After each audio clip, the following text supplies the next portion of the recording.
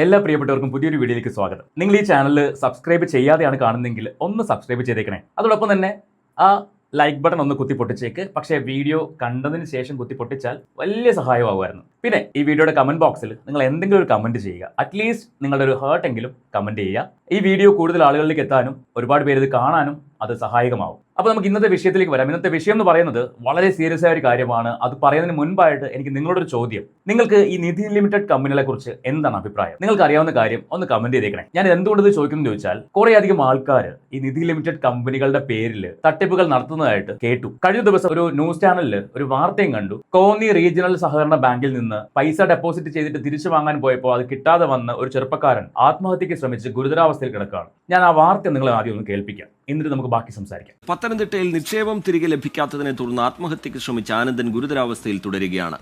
Konni regional സഹകരണ ബാങ്കിലേക്ക് കോൺഗ്രസ് ഇന്ന് മാർച്ച് നടത്തും. നിക്ഷേപകരും പ്രതിഷേധത്തിൽ പങ്കെടുക്കും. ഓക്കെ, അപ്പൊ ഇതാണ് ആ വാർത്തയുടെ തുടക്കം എന്ന് പറയുന്നത്. കോന്നി റീജിയണൽ സഹകരണ ബാങ്കിൽ പൈസ നിക്ഷേപിച്ചിട്ട് തിരിച്ചെടുക്കാൻ പോയപ്പോൾ അത് തിരിച്ചു കൊടുക്കുന്നില്ല. പല പല കാരണങ്ങൾ പറഞ്ഞ് ഒഴിഞ്ഞു മാറുന്നു. ഒടുവിൽ ആ ഒരു ചെറുപ്പക്കാരൻ ആത്മഹത്യക്ക് ശ്രമിക്കുന്നു. നിക്ഷേപകർ ഉൾപ്പെടെ മറ്റ് പാർട്ടിക്കാരെല്ലാം കൂടി അവിടെ പ്രതിഷേധ മാർച്ച് നടത്താൻ ഉദ്ദേശിക്കുന്നു. കുറച്ച് ദിവസങ്ങൾക്ക് മുൻപുള്ള ഒരു വാർത്തയാണ്. ഈ വാർത്ത ശ്രദ്ധിച്ചപ്പോൾ എത്ര ധനകാര്യ സ്ഥാപനങ്ങളാണ് ഇങ്ങനെ ആൾക്കാരെ പറ്റിച്ചുകൊണ്ടിരിക്കുന്നത്. എനിക്ക് ഏറ്റവും അടുത്തറിയുന്ന ഒരു സുഹൃത്തിന് സംഭവിച്ച ലക്ഷങ്ങളുടെ ഒരു കബളിപ്പിക്കൽ, ആ കഥയാണ് എനിക്ക് നിങ്ങളോട് സംസാരിക്കാനുള്ളത്. അദ്ദേഹം ഒരു സാധാരണക്കാരനാണ്, വളരെ സാധാരണക്കാരൻ. എങ്ങനെയെങ്കിലും രക്ഷപ്പെട്ടാലോ എന്ന് വിചാരിച്ചിട്ട് ഒരു നിധി ലിമിറ്റഡ് കമ്പനിയിൽ അദ്ദേഹത്തിന്റെ കാശ് കൊണ്ട് ഡെപ്പോസിറ്റ് ചെയ്തു. ഈ കാശ് എവിടെ നിന്ന് ചോദിച്ചാൽ, ഇദ്ദേഹം താമസിച്ചിരുന്ന വീട് അത് ലീസിനായിരുന്നു. ഇദ്ദേഹത്തെ കാണാൻ വന്ന ഇദ്ദേഹത്തിന്റെ സുഹൃത്ത്, അയാൾ ഈ പറയുന്ന നിധി ലിമിറ്റഡ് കമ്പനിയിലെ കളക്ഷൻ ഏജന്റ് ആയിരുന്നു. അയാൾ വന്നിട്ട് പറഞ്ഞു, എന്നൊന്ന് ലീസിന് കിടന്നാൽ മതിയോ, ഒരു സ്വന്തമായിട്ടൊരു വീടൊക്കെ വാങ്ങണ്ടേ എന്നൊക്കെ പറഞ്ഞ് ഇവരെ പ്രലോഭിപ്പിച്ച് ഒടുവിൽ ആ ലീസ് എമൗണ്ട് തിരിച്ചു വാങ്ങിയിട്ട് 6 ലക്ഷം രൂപ നിധി ലിമിറ്റഡ് കമ്പനിയിൽ കൊടുക്കുന്നു. ഏകദേശം ഒരു വർഷം കഴിയുമ്പോഴേക്കും ഇത് 10 ലക്ഷം രൂപയായിട്ട് തിരിച്ചു കൊടുക്കാമെന്നാണ് പറയുന്നത്. ഇവരത് ഷെയർ മാർക്കറ്റിലും ഇക്വിറ്റി ഫണ്ടിലൊക്കെ ഇട്ടിട്ട്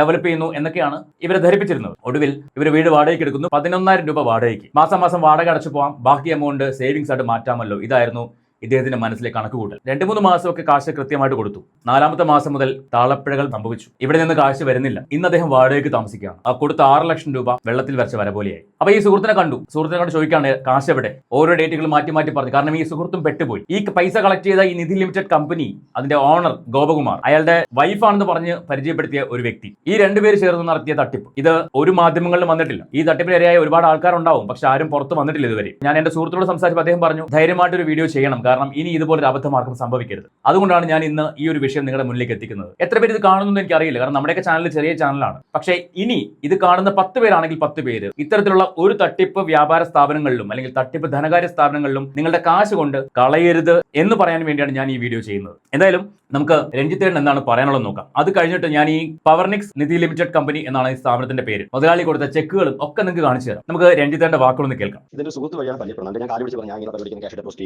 ചെയ്യില്ല എന്നൊക്കെ പറഞ്ഞപ്പോൾ ആ കോവിഡ് കഴിഞ്ഞ് അല്ലാത്ത സാമ്പത്തിക പ്രശ്നം സമയം വരുന്നു. അപ്പോൾ ഞാൻ ലീസിന് താമസിക്കുകയാണ്. അപ്പോൾ പറഞ്ഞില്ല ഏട്ടാ, പൈസ ഞാൻ 1 വർഷം കൂടി ചെയ്യുന്നതിന് ഒരു പറ്റിപ്പില്ല, സത്യസന്ധമാണ്, അവർ കാര്യം ചെയ്യുന്നുണ്ട്, അവൻ്റെ കാര്യം ചെയ്യുന്നു എന്നൊക്കെ പറഞ്ഞു. കുഞ്ഞുനാളുകൾ നമ്മുടെ ഫാമിലി ഫ്രണ്ട് പോലത്തെ പയ്യനായിരുന്നു.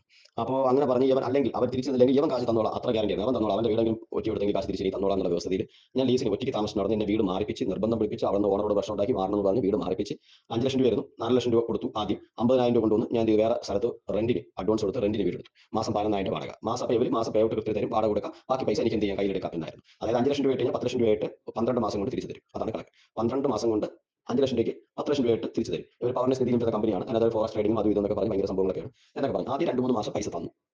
പിന്നെ അങ്ങോട്ട് കാശില്ല. പിന്നെ 1-2 3 7,000 വെച്ചാൽ പിന്നെ പല കണക്കായി. പിന്നെ 2 വർഷം കൊണ്ട് കാശില്ല. ഇതാണ് സംഭവിച്ചത്. സംസാരിക്കുമ്പോൾ വിളിക്കും ഇപ്പം നാളെ തന്നെ പറ്റിക്കുന്നില്ലാത്ത കാശില്ല. ഒരുപാട് ആൾക്കാർക്ക് കാശ് കൊടുക്കാണ്ട്. എന്റെ ഗ്രാഫിൽ തന്നെ ഏകദേശം എന്റെ ഈ സുഹൃത്തിന്റെ ഏകദേശം 80-85 ലക്ഷം രൂപ ഇവൻ കളക്ട് ചെയ്ത് കൊടുത്തിട്ടുണ്ട്. ഇവനെ ഇപ്പം ഞാൻ നിർബന്ധം പറഞ്ഞ് പോലീസ് പരാതി കൊടുക്കാൻ ഞാൻ പോലീസ് സ്റ്റേഷനിൽ പരാതി കൊടുപ്പിക്കുക. ഞാൻ കൊടുത്തില്ല, ആദ്യം അവനെ കൊണ്ട് കൊടുപ്പിച്ചു. അവന്റെ ഗ്രാഫിൽ ഒരുപാട് പൈസ ഇടിച്ചു. ആ പൈസ എന്ത് ചെയ്യുന്നില്ല, ആൾക്കാരെ കൊടുക്കാം. ആലോചിക്കുക, ഈ ഒരു വ്യക്തി കളക്ട് ചെയ്ത് കൊടുത്തത് 85 ലക്ഷം രൂപയാണ്. സുഹൃത്തുക്കളുടെ മുമ്പിലാണ് പോയി പറയുന്നത്, ഞാൻ 1 വർഷം കൊണ്ട് വർക്ക് ചെയ്യുന്ന സ്ഥാപനമാണ്, വേറെ തട്ടിപ്പോ കാര്യങ്ങളൊന്നും അല്ല, ഇത്ര രൂപ ഇട്ട് കഴിഞ്ഞാൽ ഇത്ര രൂപയായിട്ട് തിരിച്ചു കിട്ടും, ഇത്ര നാൾക്കകം. സ്വാഭാവികമായിട്ട് ഒരു സുഹൃത്താണ് വന്ന് പറയുന്നത്, നമ്മൾ വിശ്വസിച്ചു പോകും. ലീസിനെടുത്തിരുന്ന വീട് വിട്ടിട്ട് അദ്ദേഹം വാടകയ്ക്ക് പോയി. എന്നിട്ട് ആ എമൗണ്ട് വാങ്ങിച്ച് ഇവിടെ ഡെപ്പോസിറ്റ് ചെയ്തു. 2-3 മാസം കാശുണ്ട്, പിന്നെ അങ്ങോട്ട് കാശില്ല. കുറച്ചായിട്ട് ഈ നക്കാപ്പിച്ച കൊടുക്കുന്ന പോലെ കൊടുത്തോണ്ടിരുന്നു. ഒടുവിൽ അതുമില്ല. കഴിഞ്ഞ 2-3 വർഷമായിട്ട് ഇദ്ദേഹം വാടകയ്ക്ക് താമസിക്കുകയാണ്. ഈ മനുഷ്യന്റെ ലൈഫിലെ താളപ്പിഴ അവിടെ സംഭവിച്ചു. ഇന്ന് മാസം 11,000 രൂപ വാടക കൊടുത്തോണ്ടിരിക്കുകയാണ്. ശരിക്കും ലീസിന് താമസിച്ചിട്ടുള്ള ആൾക്കാർക്ക് അറിയാമായിരിക്കും അത് നമ്മൾ എത്രമാത്രം സപ്പോർട്ട് ചെയ്യുന്നുള്ളത്. കാരണം നമുക്ക് ഒറ്റ എമൗണ്ട് കൊടുത്തു കഴിഞ്ഞാൽ പിന്നെ മാസം വാടക പെറുക്കി എടുക്കണ്ട. ആ വാടക കാശ് വേണമെങ്കിൽ സേവ് ചെയ്യാൻ പറ്റും. അങ്ങനെ കരുതിയൊക്കെയാണ് അദ്ദേഹം വീട് ലീസിന് എടുത്തത്. പക്ഷേ ഒരു തട്ടിപ്പ് കമ്പനി വന്നിട്ട് അദ്ദേഹത്തിന്റെ 6 ലക്ഷം രൂപയാണ് കൊണ്ടുപോയത്. അതിന്റെ ഓണർ ഗോപകുമാർ. ഇതാണ് ആള് ഗോപകുമാർ. നിങ്ങൾ കണ്ടോളുക. പവർനിക്സ് നിധി ലിമിറ്റഡ് കമ്പനി കടമന്ത്രിയാണ് ഇവരുടെ ഹെഡ് ഓഫീസ്. തിരുവനന്തപുരത്ത് തമ്പാനൂരായിരുന്നു ഇവരുടെ ബ്രാഞ്ച് ഓഫീസ്. അവിടെയാണ് ഈ പറയുന്ന ആൾക്കാരെല്ലാം വർക്ക് ചെയ്തുകൊണ്ടിരുന്നത്. ഇപ്പൊ എന്താ സംഭവം ചോദിച്ചാൽ, ഈ പറയുന്ന സുഹൃത്തിന്റെ കയ്യിലും 5 പൈസയില്ല. എല്ലാവരും ഈ സുഹൃത്തിനെയാണ് വിളിക്കുന്നത്. നിധി ലിമിറ്റഡ് കമ്പനികളിൽ കാശ് അടച്ചിട്ടുള്ള എത്രയോ പേര് ഇതുപോലെ തട്ടിപ്പിന് ഇരയായിട്ടുണ്ട്. നിങ്ങൾക്ക് അറിയാമെന്ന് എനിക്കറിയില്ല. Thrissur safe and strong Nidhi private limited എന്ന് പറയുന്ന കമ്പനി ഉണ്ടായിരുന്നു. പ്രവീൺ റാണ അല്ലെങ്കിൽ പ്രവീൺ KP എന്ന് അറിയപ്പെടുന്ന ഒരു വ്യക്തിയുടെ കമ്പനിയാണ്. കഴിഞ്ഞ 2 വർഷം മുൻപ് ഇയാൾ പിടിക്കപ്പെട്ടു. ഇയാൾക്ക് തന്നെ എറണാകുളത്ത് പബ്ബൊക്കെ ഉണ്ടായിരുന്നു. അതൊക്കെ അടച്ചുപൂട്ടി. ഒടുവിൽ ആശാൻ അകത്തായി. 2 വർഷങ്ങൾക്ക് ശേഷം ഇപ്പൊ പുറത്തിറങ്ങിയിട്ട് ഇപ്പൊ ഒരു സിനിമയൊക്കെ പ്രൊഡ്യൂസ് ചെയ്യാൻ പോകുന്നൊക്കെ കേട്ടു. എന്തോ ഒരു തേപ്പ് കഥ എന്തോ പറഞ്ഞിട്ട്. അതോടൊപ്പം തന്നെ ആശാൻ ഇപ്പോൾ അറിയപ്പെടുന്നത് ഒരു മോട്ടിവേഷണൽ സ്പീക്കർ എന്ന് പറഞ്ഞിട്ടാണ്. കൗമുദി ചാനലിൽ അയാളുടെ ഒരു പ്രോഗ്രാം ഉണ്ടായിരുന്നു, ലൈഫ് ഡോക്ടർ എന്ന് പറഞ്ഞിട്ട്. അപ്പോൾ തട്ടിപ്പുകാരനും വെട്ടിപ്പുകാരനൊക്കെ ഇപ്പോൾ ലൈഫ് ചേഞ്ചിങ് മാസ്റ്റേഴ്സ് ആണ്. എങ്ങനെ തട്ടിപ്പ് നടത്താമെന്നായിരിക്കും ഒരു പക്ഷേ ഇവരൊക്കെ പഠിപ്പിക്കുന്നത്. കഴിഞ്ഞ 9-ാം തീയതി, അതായത് ഈ മാർച്ച് 9-ന് ആലോചിക്കുക, എറണാകുളത്ത് ഹോളിഡേ ഇൻ ഹോട്ടലിൽ വെച്ചിട്ട് ഇയാളുടെ ഒരു പ്രോഗ്രാം നടന്നു. 15,000 രൂപയാണ് ഫീസ്. അപ്പോൾ എത്രക്കാരായിരിക്കും ആ പ്രോഗ്രാമിൽ പങ്കെടുത്തത്? അയാളുടെ അടുത്ത തട്ടിപ്പ് പരിപാടിയാണത്. മറുനാടൻ മലയാളിയിൽ വാർത്ത വരെ വന്നിട്ടുണ്ട്. അതേക്കുറിച്ച് ഞാൻ ഇപ്പോൾ സംസാരിക്കുന്നില്ല. അത് വിശദമായിട്ട് സംസാരിക്കാൻ വേറെ ഒരു വീഡിയോ ഞാൻ ചെയ്യുന്നുണ്ട്. അപ്പോൾ ഇവിടെ ഇദ്ദേഹത്തിന് നഷ്ടപ്പെട്ടത് 6 ലക്ഷം രൂപ. എത്രയോ സാധാരണക്കാരുടെ കാശാണ് ഇതുപോലുള്ള തട്ടിപ്പ് വീരന്മാർ കൊണ്ടുപോകുന്നത്. ഗോപകുമാർ എന്ന് പറഞ്ഞ ഇയാൾ 10 നായ്ക്ക് തിന്നാനുള്ള ഇറച്ചിയുണ്ട്. അത്ര ഒരുത്തനാണ് ഈ തട്ടിപ്പ് നടത്തിയിരിക്കുന്നത്. അവൻ മലേഷ്യ പോകുന്നു, അവൻ ബാങ്കോക്കിൽ പോകുന്നു, തായ്ലൻഡിൽ പോകുന്നു, അവിടെ പോകുന്നു, ഇവിടെ പോകുന്നു, ഈ പാവങ്ങളുടെ കാശ് വെച്ചിട്ട്. തിരുവനന്തപുരത്ത് തമ്പാനൂർ പോലീസ് സ്റ്റേഷനിൽ ഇവനെതിരെ കേസ് ഫയൽ ചെയ്തിട്ടുണ്ട്. ഇത് ചെയ്തതാരാന്ന് ചോദിച്ചാൽ കളക്ഷന് വേണ്ടി വന്ന ആ ചെറുപ്പക്കാരൻ. കാരണം അയാളുടെ കയ്യിലും കൊടുക്കാൻ കാശില്ല. 85 ലക്ഷം രൂപയാണ് അയാൾ കളക്ട് ചെയ്ത് കൊടുത്തിട്ടുള്ളത്. ഒന്ന് ആലോചിച്ച് നോക്കി. അയാളുടെ സുഹൃത്തുക്കളിൽ നിന്നായിരിക്കും, അയാളുടെ ബന്ധുക്കളിൽ നിന്നായിരിക്കും, അയാൾക്ക് അറിയുന്ന ആൾക്കാരിൽ നിന്നായിരിക്കും. എത്ര പേരുടെ കാശാണ് ഇയാൾ കൊണ്ടുപോയത്? ഇനി ഒരാളുടെ കളക്ഷൻ എമൗണ്ട് ആണ് ഞാൻ ഈ പറഞ്ഞത്. അങ്ങനെ എത്രയോ കളക്ഷൻ ഏജന്റുമാർ അയാൾക്കുണ്ടാവും. ഇവരുടെ എല്ലാം കളക്ഷൻ എമൗണ്ട് കൊണ്ട് മുങ്ങിയിരിക്കുകയാണ്. ഇപ്പൊ വിളിച്ച ഫോൺ പോലും എടുക്കാത്തൊരു അവസ്ഥ. നിങ്ങളൊന്ന് ആലോചിച്ച് നോക്കും. ഇവനൊക്കെ എന്താ ചെയ്യേണ്ടത്? സാധാരണക്കാരുടെ കാശ് കൊണ്ട് പുട്ടടിച്ച് ജീവിക്കുന്ന ഒരു വൃത്തികെട്ട ജന്മങ്ങൾ. ഇവൻ കൊടുത്ത 2 ചെക്ക് ഉണ്ട്. ഒരു ചെക്കിന്റെ എമൗണ്ട് എന്ന് പറയുന്നത് 4,50,000 രൂപയാണ്. ഡേറ്റ് ഇടാത്ത ചെക്കാണ്. അടുത്തൊരു ചെക്ക് 1,83,500 രൂപ.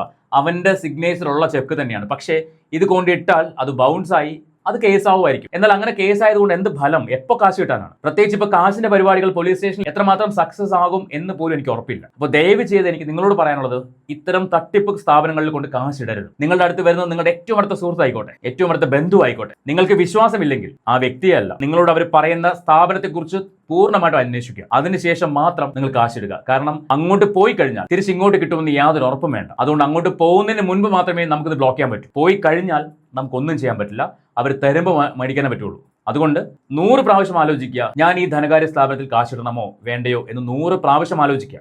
അതിനുശേഷം മാത്രം കയ്യിലുള്ള കാശ് കൊണ്ട് ഇട്ടു കൊടുക്കുക. അതല്ലെങ്കിൽ നാളെ ഇദ്ദേഹത്തെ പോലെ വിഷമിച്ചിരിക്കേണ്ടി വരും. ശരിക്കും ആള് ഭയങ്കര വിഷമത്തിൽ നിൽക്കുകയാണ്. എനിക്ക് പേഴ്സണലി അറിയുന്ന ഒരാളും കൂടിയാണ്. 6 ലക്ഷം രൂപ എന്നുള്ള ചെറിയൊരു എമൗണ്ട് ആണോ? നിങ്ങൾ ആലോചിച്ച് നോക്കിയേ. എനിവേ നിങ്ങൾക്ക് അറിയുന്ന ആർക്കെങ്കിലും ഇത്തരം അനുഭവങ്ങൾ ഉണ്ടെങ്കിൽ നിങ്ങൾക്ക് കമന്റ് ചെയ്യാം. കൂടുതൽ ആളുകൾ ഇത് അറിയട്ടെ, അവരിലേക്ക് ഇത് എത്തിക്കുക.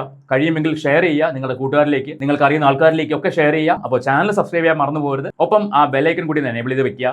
പിന്നെ വീഡിയോ ഒന്ന് ലൈക്ക് ചെയ്യുക. കാരണം നിങ്ങളുടെ ലൈക്കും കമന്റും സപ്പോർട്ടൊക്കെയാണ് ഞങ്ങളെപ്പോലുള്ള ആൾക്കാരെ മുന്നോട്ട് കൊണ്ടുപോകുന്നത്. നിങ്ങളുടെ സപ്പോർട്ട് എപ്പോൾ കുറയുന്നോ അപ്പോൾ ഞങ്ങൾ വീഴും. സോ നിങ്ങളാണ് എന്നെ മുന്നോട്ട് കൊണ്ടുപോകുന്നത്. അപ്പോൾ ഇതുവരെയുള്ള സപ്പോർട്ട് ഇനിയും പ്രതീക്ഷിക്കുന്നു. പുതിയൊരു വീഡിയോയുമായിട്ട് വീണ്ടും കാണാം.